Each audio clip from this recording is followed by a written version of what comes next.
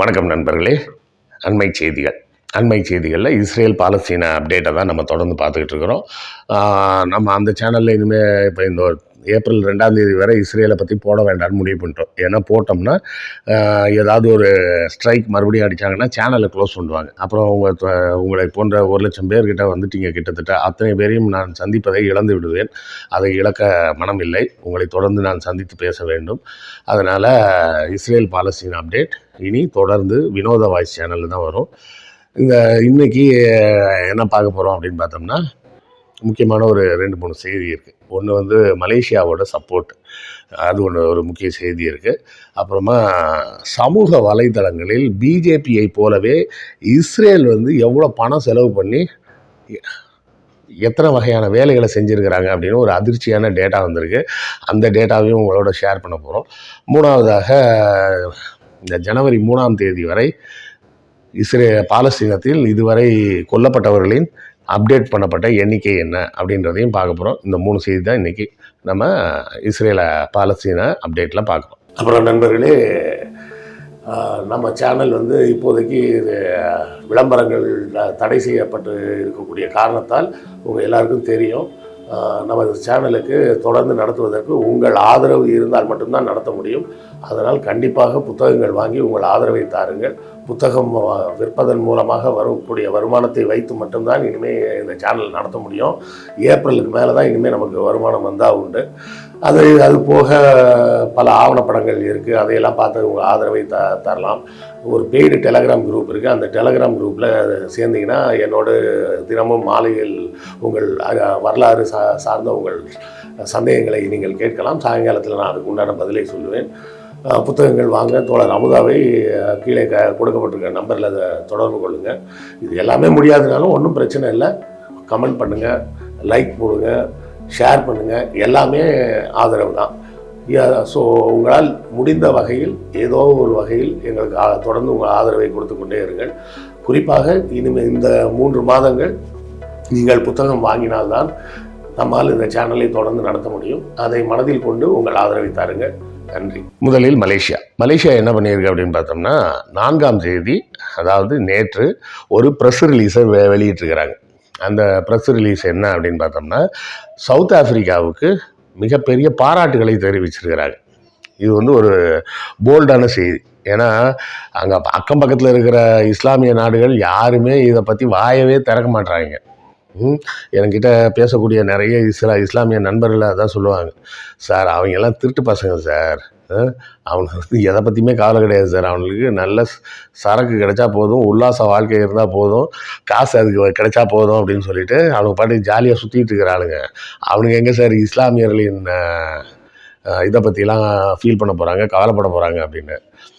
அதை தாண்டி இன்னொரு செய்தியை வேற ஒருத்தர் சொன்னார். அந்த செய்தியை அப்புறம் சொல்கிறேன். இப்போது இந்த நேரத்தில் ஆசியாவில் மிகவும் தொலைவில், அதாவது பாலஸ்தீனத்தை விட்டு வெகு தொலைவில் இருக்கக்கூடிய இன்னொரு இஸ்லாமிய நாடு தான், அதுவும் மலேசியாவும் ஒரு இஸ்லாமிய நாடு தானே வைங்க. அந்த நாட்டிலிருந்து பாலஸ்தீன மக்களுக்கு ஆதரவாக ஒரு குரல் எழுந்திருக்கு அப்படின்றது ஒரு மிகப்பெரிய பாராட்ட வேண்டிய ஒரு செய்தி. சவுத் ஆப்பிரிக்கா தான் முறையாக இந்த முயற்சியை கையில் எடுத்து இந்த அப்பார்த்தீடு, ஏன்னா சவுத் ஆப்பிரிக்கா தான் இந்த அப்பார்த்தீடு அப்படின்னு சொல்லிட்டு இனவெறிக்கு மிகவும் ஆளான ஒரு நாடு. வெள்ளையர்கள், கருப்பர்கள் அப்படின்னு சொல்லி அந்த இனவெறியின் மூலமாக இனவெறியின் உச்சத்தை பார்த்த ஒரு நாடு. அதனால தான் அவங்களால பொறுத்துக்க முடியாமல் இங்கேயும் அதே போல் ஒரு இனவெறி தான். இனவெறினா கலராக இருக்கணும், கருப்பாக இருக்கணும் அப்படின்றதெல்லாம் வித்தியாசம் கிடையாதுங்க. நான் ஒரு இனத்தை சேர்ந்தவன், அதனாலேயே நான் உயர்ந்தவன் அப்படின்ற ஒரு சிந்தனையோடு மற்றொரு இனத்தை அழித்து ஒழிக்க வேண்டும் அப்படின்னு நினைக்கக்கூடியதுதான். இதில் சவுத் ஆப்பிரிக்காவில் ஒயிட் அப்பார்த்தீடு அப்படின்னு சொன்னால், இலங்கையில் நடந்தது சிங்கள அப்பார்த்தீடு. இப்போ பாலஸ்தீனத்தில் நடந்துகிட்டு இருக்கிறது யூத அப்பார்த்தீடு அப்படின்னு தான் பார்க்கணும். ஸோ இந்த அப்பார்த்தீடுக்கு எதிராக சவுத் ஆப்பிரிக்கா முதல் குரலை எழுப்பியது. இன்டர்நேஷ்னல் கோர்ட் ஆஃப் ஜஸ்டிஸில், ஹேக் நகரத்தில் இருக்கக்கூடிய இந்த இன்டர்நேஷ்னல் கோர்ட் ஆஃப் ஜஸ்டிஸில் போய் அவர்கள் ஒரு பெட்டிஷனை கொடுத்து உடனடியாக யூதர்கள் ஜீனோசைடு செய்கிறார்கள். இஸ்ரேல் ஜீனோசைடில் ஈடுபடுகிறது, இனப்படுகொலையில் ஈடுபடுகிறது. இதை விசாரித்து சரியான தண்டனை வழங்கணும்னு அவங்க ஒரு பெட்டிஷனை கொடுத்துருக்கிறாங்க. இஸ்ரேலும் உடனடியாக அலறி அடித்து ஓடி வந்து, ஐயா எங்களுக்கு தெரியாது, எதிரெல்லாம் தீர்ப்பு சொல்லிட்டாங்க, எங்கள் பக்கம் வேறு சில நியாயம் இருக்குது, நாங்கள் வரோம் அப்படின்னு சொல்லி அவங்களும் பதில் பெட்டிஷன் கொடுத்துருக்குறாங்க. கொடுக்கட்டும், அதெல்லாம் கொடுத்தா ஒன்றும் தப்பு இல்லை. நேர்மையும் உண்மையும் என்றும் வெளிவராமல் போகிறதில்லை. கண்டிப்பாக உண்மை வெளிவரும். இதில் மகிழ்ச்சியான செய்தி வந்து அஃபீஷியலான ஒரு ப்ரெஸ் ரிலீஸை மலேசியா வெளியிட்டிருப்பது ரொம்ப மகிழ்ச்சியான ஒரு செய்தி. அவர் பேர் புத்ராஜையான்னு நினைக்கிறேன், அந்த வெளியிட்ட நபரின் பெயர். அவர் தான் வெளியிட்டிருக்கிறாரு. அவர் வந்து இதை வந்து சிறப்பான ஒரு சம்பவமாக செஞ்சுருக்கிறாரு. நீங்களே அந்த படத்தில் பார்த்துருப்பீங்க. ஸோ இதை தொடர்ந்து வேறு என்னெல்லாம் நடந்துக்கிட்டு இருக்கு அப்படின்னு பார்த்தோம்னா, முக்கியமான ஒரு செய்தி. அந்த இது ஒன்று சொல்கிறேன்னு சொன்னேன் பார்த்தீங்களா, சவுதி அரேபியா பற்றி. சவுதி அரேபியாவில் பற்றி பேசிகிட்டு இருக்கும்போது இன்னொரு இஸ்லாமிய நண்பர் தான் சொன்னார், சவுதி அரேபியா மாதிரி திருட்டு பசங்க உலகத்திலே கிடையாது சார் அப்படின்னார். என்ன சார் இப்படி திடீர்னு சொல்லிட்டீங்க, அவங்கெல்லாம் வஹாபீஸ், ரொம்ப தீவிரமான இஸ்லாத்தை பின்பற்றக்கூடியவர்கள், அவங்கள போய் இப்படி சொல்கிறீங்க அப்படின்னு நான் கேட்டேன். சார் நீங்கள் வேறு சார், நீங்கள் போயிருக்க மாட்டீங்க, ஆனால் காபாவுக்கு போயிட்டு வந்த ஹஜ் பயணிகள் யார்கிட்ட வேணால் கேட்டு பாருங்கள், ஒரு விஷயத்தை கவனிச்சிருப்பாங்கன்னு. என்ன விஷயமா சொல்லுங்கள். என்னென்னா, காபாவில் எப்போதுமே ஏதாவது ஒரு பராமரிப்பு பணி நடந்துக்கிட்டே இருக்குமா. அதாவது இந்த பராமரிப்பு பணிகள் முடியவே முடியாதாங்க. நம்ம இப்போ ஒரு பில்டிங் கட்டுறோன்னா கட்டி முடிச்சுருவோம், கட்டி முடிச்சாச்சுன்னா குடியேற வேண்டியதுன்னு. அப்போ இவங்க ஏன் ரிப்பேர் பார்த்துக்கிட்டே இருக்கிறாங்க அப்படின்னு கேட்டதுக்கு, அவர்கள் இஸ்லாமிய சட்டப்படியே வந்து அந்த மக்கா இருக்கக்கூடிய பகுதி வந்து, மக்காவும் மதீனாவும் சேர்த்து சொன்னாரான்னு எனக்கு சரியாக ஞாபகம் இல்லை, கமெண்ட்டில் தெரிஞ்சவங்க சொல்லுங்கள். மெக்கா என்பது சவுதி அரேபியாவோட டெரிட்டரி கிடையாதான், சரியா? அது வந்து இஸ்லாமிய சமூகத்துக்கு சொந்தமான இடமா. அப்போ அதை பராமரிக்கும் வேலைகளை மட்டும்தான் சவுதி அரேபியா செய்யணும் அப்படின்றது தான் எழுதப்படாத சட்டம். இப்போ இந்த பராமரிப்பு பணியை நிப்பாட்டியாச்சுன்னா உடனடியாக சவுதி அரேபியா என்ன பண்ணணும், இந்த மெக்கா பகுதியை இஸ்லாமிய சமூகத்திடம் ஒப்படைத்து விட வேண்டும். அந்த பகுதியை, அந்த நிலத்தை ஒப்படைப்பதற்கு மனம் இல்லாமல் இன்னமும் தொடர்ந்து வருஷம் இன்னும் வருஷம் பூரா அதில் ஏதாவது ஒரு ரிப்பேர் வேலை பண்ணிக்கிட்டே இருக்கிறாங்க. அந்த அளவுக்கு இவங்கெல்லாம் திருட்டு பசங்க சார். இவங்களா சார் சக முஸ்லீம் சாவரான்னு சொல்லிட்டு வரப்போகிறாங்க, இவங்கெல்லாம் வரமாட்டாங்க அப்படின்னு அந்த நண்பர் சொன்னார். அவர் சொல்லும் போதே சொல்லிட்டாரு, என் பேரெல்லாம் சொல்லிட்டாங்க சார், நான் இந்த செய்தி 2-3 இடத்துல சொல்லியிருக்கேன், அப்புறம் நான் தான் அதுன்னு எல்லோரும் தெரிஞ்சுப்பாங்க, அது என் பேர் வெளியிட வேணாம் அப்படின்னாரு. சரி, அதனால அவர் வேண்டுகோளுக்கு இணங்க அவரது பேரை நம்ம சொல்ல வேணாம், அது ஏதோ ஒரு இஸ்லாமிய பேர்னு வச்சிங்களேன், சரியா? இப்படி ஒரு வேலைகள்லாம் அவங்க செஞ்சிட்ருக்கிறாங்க. இதை தாண்டி இஸ்ரேல் வந்து பார்த்திங்கன்னா 2020 தொடர்ந்து ஒரு பொய் பிரச்சாரத்தை பரப்பிக்கிட்டே இருக்கிறாங்க. அந்த 2020 உள்ள டாக்குமெண்ட்டு தான் இப்போ நீங்கள் பார்க்கக்கூடிய படம். அந்த படத்தில் என்ன இருக்குதுன்னு பாருங்கள். அதாவது டேபிள் போட்டு சொல்லியிருக்காங்க, டேபிள் ஏல வந்து டெய்லி காம்பன்சேஷனாக பதிவுகள் போடுறவங்களுக்கு சம்பளம் வந்து $15-25 வரை அவங்களோட ஃபாலோவர்ஸை பொறுத்து சம்பளம் கொடுப்பாங்களாம். அது போக அவங்க போடுற புது போஸ்ட்டுக்கு 27 சென்ட்டு, அந்த போஸ்ட்டுக்கு ஏதாவது ரிப்ளைக்கு ரிப்ளை வந்ததுன்னா 11 சென்ட்டு, அந்த ரிப்ளைக்கு கீழே ரிப்ளை வந்ததுன்னா 6 சென்ட்டு.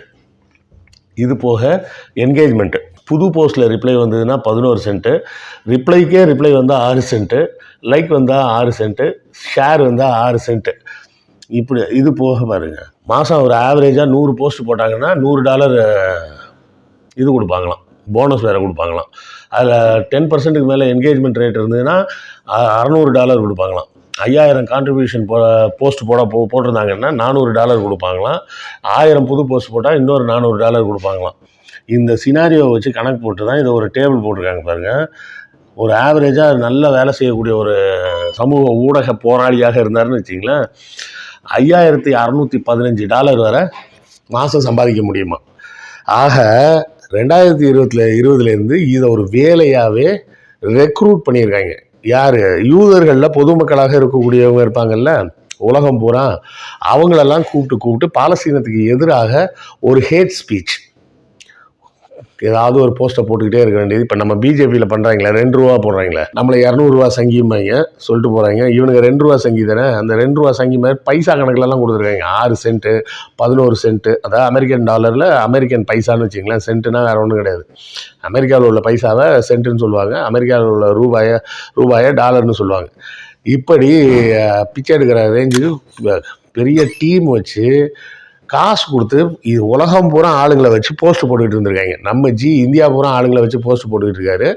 இவங்க உலகம் பூரா ஆளுங்களை வச்சு போஸ்ட் போட்டுக்கிட்டு இருந்திருக்காங்க. அதை போட்டு தான் இவ்வளோ தூரமாக அந்த பாலஸ்தீன வெறுப்பை, இஸ்லாமிய வெறுப்பை இவர்கள் விதைப்பதற்காக ஒரு பெரிய வேலையை தொடர்ந்து செஞ்சுருக்கிறாங்க. இதை தாண்டி அந்த அப்டேட்டில் நம்ம ஏற்கனவே சொன்ன மாதிரி இந்த ஜனவரி 3ஆம் தேதி வரை என்ன நடந்திருக்கு அப்படின்ற ஒரு லிஸ்ட்டு வந்திருக்குது. அதாவது புதன்கிழமை ஜனவரி 3ஆம் தேதி வரை இதுவரை நடந்த சண்டை வந்து 89வது நாள். ஜனவரி 3ஓட 89 நாள். நேற்றோடு 90 நாள் கம்ப்ளீட் ஆகிருக்குது. படுகொலைகள் நிகழ்த்தப்பட்ட இடங்கள் வந்து 1863. அதில் காணாமல் போனவர்கள், இறந்து போனவர்களின் எண்ணிக்கை 29,313. அதில் மருத்துவமனைக்கு வந்து சேர்ந்த செத்து போனவங்க வந்து 22,313. அதில் 9,600 குழந்தைகள். அதுதான் ரொம்ப மனசு கஷ்டம்.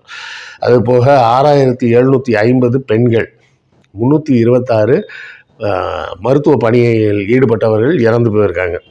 அதே போலவே சிவில் டிஃபென்ஸ் போலீஸாக இருந்தவர்களில் ஒரு 42 பேர். இறந்து போன பத்திரிகையாளர்கள் மொத்தம் 106 பேர்.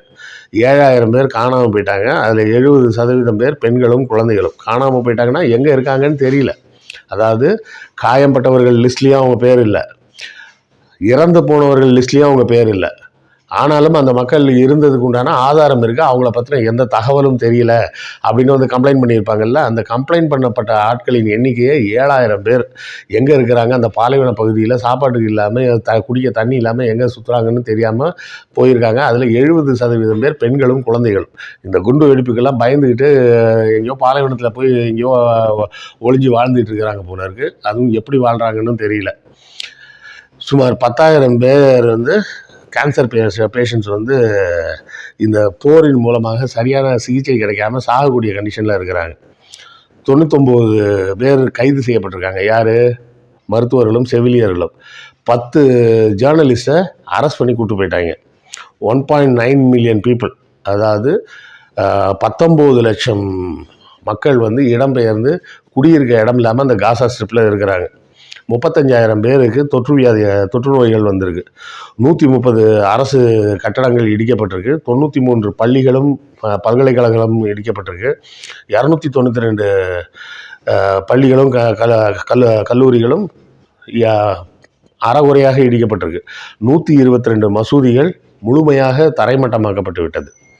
218 மசூதிகள் தொழுகைக்கு பயனில்லாத அளவுக்கு இடிபாடுகளாக மாறிவிட்டது. 3 சர்ச்சு இடிக்கப்பட்டிருக்கு. 68,000 குடியிருப்புகள் இடிக்கப்பட்டிருக்கு. 2,90,000 பேர் வந்து குடும்பங்கள் குடியிருக்க இடம் இல்லாமல் இருக்கிறாங்க. 65,000 டன் வெடிமருந்து இந்த 89 நாட்களில் பயன்படுத்தப்பட்டிருக்கு. 53 மருத்துவமனைகள் இடிக்கப்பட்டிருக்கு.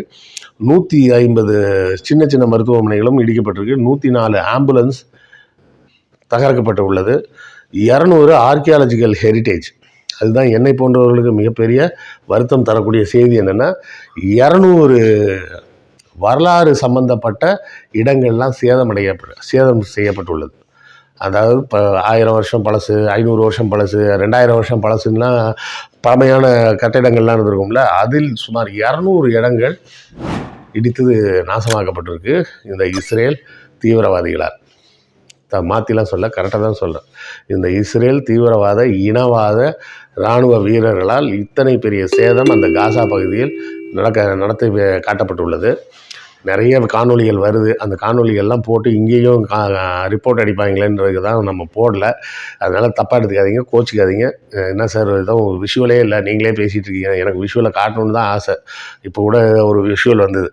அதாவது காசா வந்து இந்த இஸ்ரேல் தாக்குதலுக்கு முன்னாடி எப்படி இருந்தது, இஸ்ரேல் தாக்குதலுக்கு பின்னாடி எப்படி இருந்தது அப்படின்னு சொல்லி ஒரு வீடியோ அமைச்சிருந்தாங்க.